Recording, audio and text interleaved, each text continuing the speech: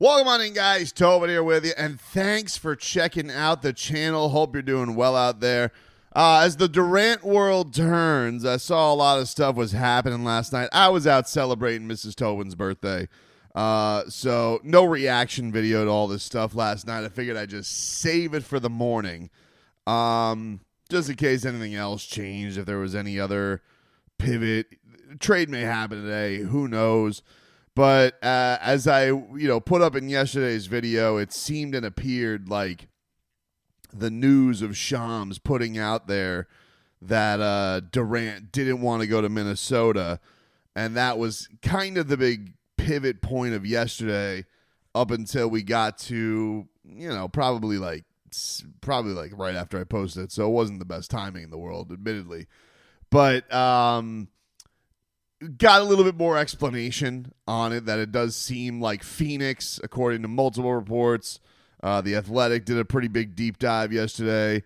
Local reports out of Arizona yesterday from John Gambadoro, basically saying it appears that the Suns feels like, and this is not a surprise based on Kevin Durant trying to shoot this down publicly because he doesn't want to go there, it appears very much like the Minnesota Timberwolves have the offer they like the best, and that all the other teams are not up to snuff right now.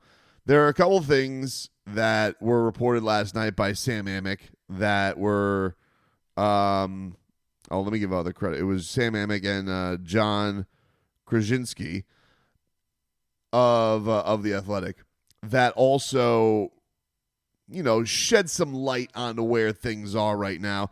None of it really great for the Miami Heat. I guess I could narrow it down there. It doesn't appear like the Miami Heat are in this great catbird seat of getting it. That was, the word out of Phoenix yesterday. It was the word last night in the national report that it seems very much like the Spurs, the Rockets, the Heat, all of their offers are not great. In fact, they basically describe this all as they are trying to drum up better offers from it, from those teams.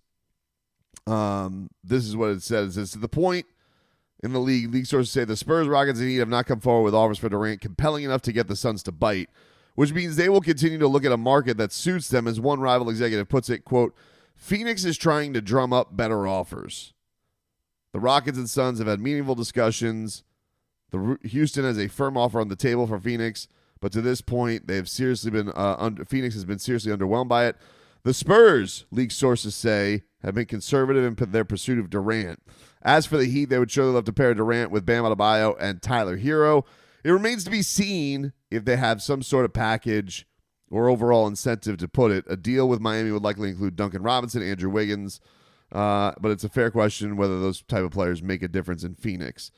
So, and the report locally yesterday out of Phoenix from Gambo was there was a lot of their offers unlikely to get it done. There was some disparaging on the show of their impressiveness with Andrew Wiggins. The one that was surprising a little bit, there was a little bit of hosing down of Kel'el Ware, calling him a soft player, which I got to be honest with you, with Phoenix going after Minnesota's offer, and you want Rudy Gobert and Julius Randle. Randle had a nice playoffs. Rudy Gobert, yes, the Wolves have been successful with him. He's got a very decorated resume. He's also known as one of the biggest playoff underperformers in the last 5 years. So I don't know. I don't know what they're doing with that one. To me, it's like you almost become like this older version of the Utah Jazz going to get Rudy Gobert rather than an interesting 21-year-old center who, has his whole career in front of him, and the label that, he's a soft player. I know that the label on Kel'el coming into the league was motor, doesn't work hard, and I do think there are still things with Kel'el that he does have to get physically stronger. He did not impress in the playoffs, but he also had a lot of impressive playoff performances. Again, his age reflecting, I don't know. Look, obviously I'm biased. I feel like if I was getting rid of Kevin Durant, I would want an interesting prospect like that over than the known of Rudy Gobert, which you kind of know what you're getting with Rudy Gobert. But, also, I don't even know if the Heat are offering Kel'el Ware. I don't even know if he's even in the mix. And so I guess we're at a point right now where, look, nothing got decided yesterday, but I do think for Heat fans, after Shams puts you on the list, and we made the list, it does feel like we're heading towards some ugly standoff here. Whatever it is, I think the Heat are kind of just like, that's our offer. You're 37. You want 120 more million from us. All-time legendary player. That's the offer is what it is. And take it, and I will say this stuff all getting drummed up publicly is probably more proof that the offers do stink. As far as the Minnesota thing, if those are the firm veterans that they want, you heard yesterday, I think it was Shams. I don't know if it was Shams or Windhorst. They were doing it together, but one of them suggested that they're hoping like Anthony Edwards can reach out to Kevin Durant and try and like get him to warm up to the idea of playing in Minnesota. So that appears to be where they're at. Like they do like the Minnesota offer. They're going to do what's best for them, but obviously they know that no team is going to be keen on trading a cranky Kevin Durant, which hasn't gone well in the last couple of places. Ergo, why he's been at 2 different locations or 3 different locations since winning championships with the Warriors. So, but I guess you can't take anything of what happened yesterday and say like, oh, it felt good. Now, do the Heat crank up the pressure? Again, if the Heat are trying to get this done with Wiggins, Duncan Robinson, and picks and take it or leave it, as I said, I'm like, that's probably not going to get it done. I've thought long that like the secret sauce to it was getting Kel'el.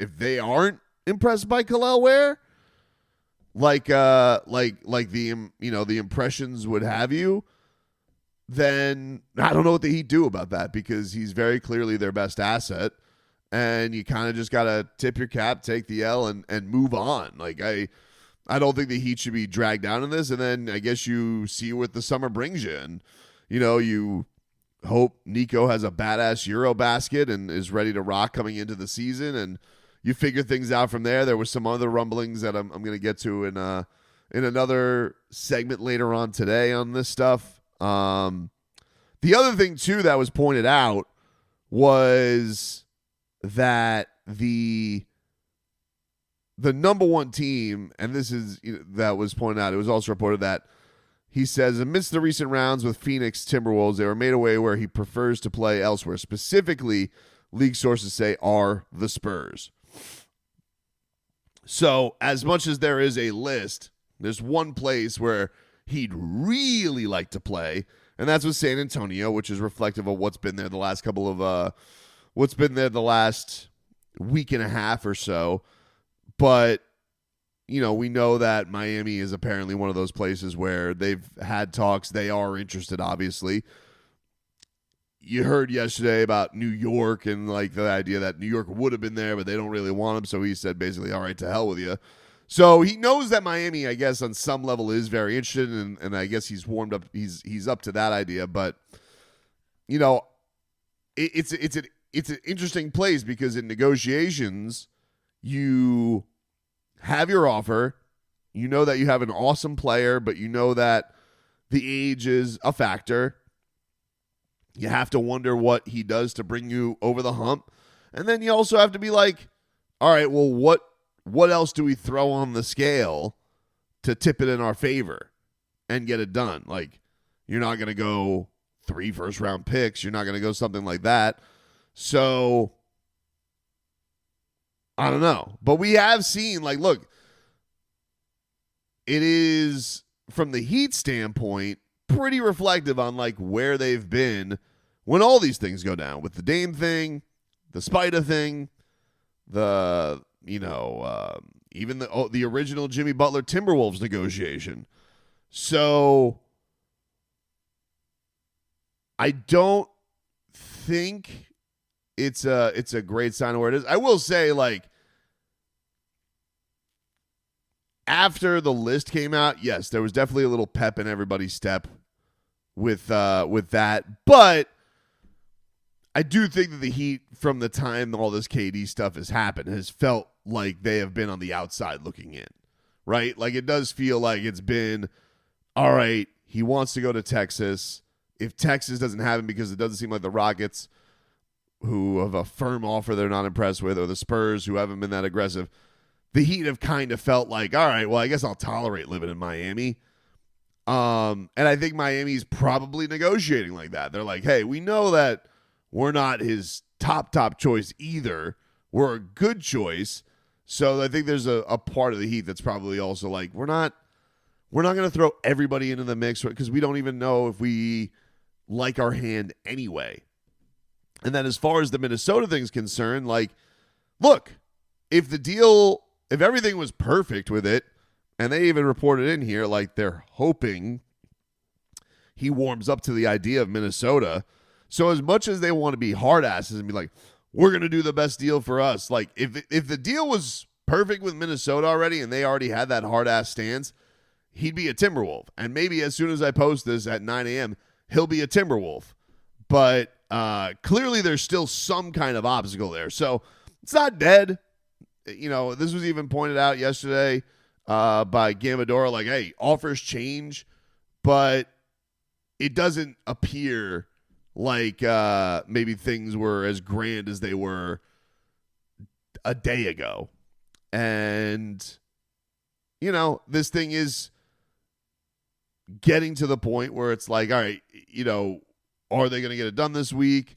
How much do the Heat want to be in these negotiations the whole time? All interesting questions. And you also got to start thinking, like, all right, in these negotiations, to try and jump up the offer, what's the max that you would do as a fan that you would tolerate? There's already people who, like, I'm not giving up Khalil Ware for a guy who's 37. I'm not, you know, people aren't even that keen on giving up Nico at that age. So it's like, are you going to give up both if that's what it takes to get it done? It seems like a steep cost for guys who one started, one was your sixth man last year. And,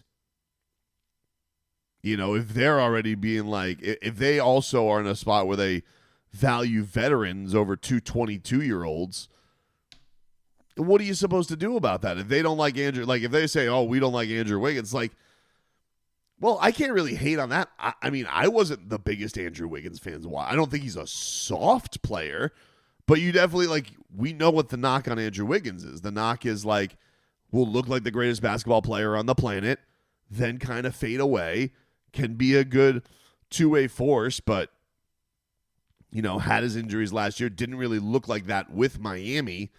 Would I hate the idea of Andrew Wiggins on the Heat next year?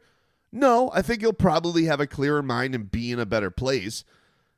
The thing with Andrew Wiggins is, like, yeah, nobody hates having Andrew Wiggins, but is Andrew Wiggins a piece of? It's the same feeling we had with the Jimmy deal. It's like, oh, all right, we got Andrew Wiggins. That's not a bad player. No one's gonna say that, but is he like, oh, that's a great get? I don't know if anybody in a trade negotiation feels that way. And I know there are Heat fans who are like, oh, well, I want the Durant thing to happen and keep Andrew Wiggins. Well, it doesn't seem like that goes. It seems like he's a very big part of the offered package, the salary relief they're going to get with Duncan Robinson. Gotta wonder what Duncan's feeling through all this, too, because Duncan Robinson's like, he's like, am I 20 days away from not being on the Heat anyway and just getting, getting my contract waived? He's got to feel a little bit like that, too.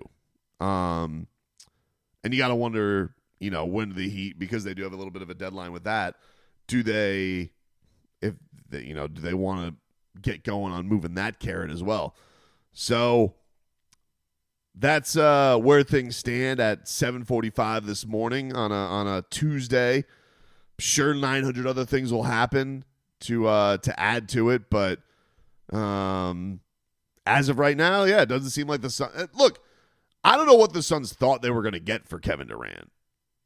I think, should they give him up for nothing? No, I think they should get something good for him. Is Rudy Gobert and Julius Randle the stuff that you would want with where that franchise is at, and you're giving him over to Anthony Edwards, and you think that that's going to give you, I guess, good luck, dude. I don't know what to tell you, but I think also, that's a super rich competitive owner who wants to still hold on to the idea of winning, and so he likes that idea better than prospects, and especially if the draft capital coming back from any of the offers isn't that great.